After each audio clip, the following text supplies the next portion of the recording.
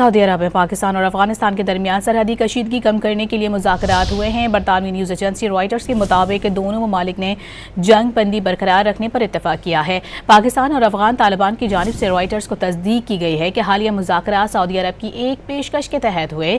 इससे कबल दोनों ममालिक के दरमियान कतर और तुर्किया में भी मुज़ाकरात की कई अदवार हुए थे, लेकिन उनमें कोई मुआहिदा नहीं हो सका था।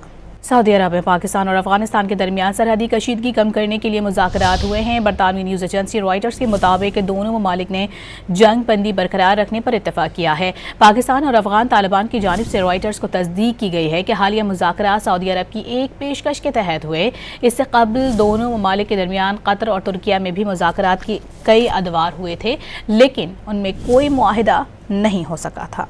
सऊदी अरब में पाकिस्तान और अफगानिस्तान के दरमियान सरहदी कशीदगी कम करने के लिए मुज़ाकरात हुए हैं। बरतानवी न्यूज़ एजेंसी रॉयटर्स के मुताबिक दोनों ममालिक ने जंग बंदी बरकरार रखने पर इत्तफाक किया है। पाकिस्तान और अफगान तालिबान की जानिब से रॉयटर्स को तस्दीक की गई है कि हालिया मुज़ाकरात सऊदी अरब की एक पेशकश के तहत हुए।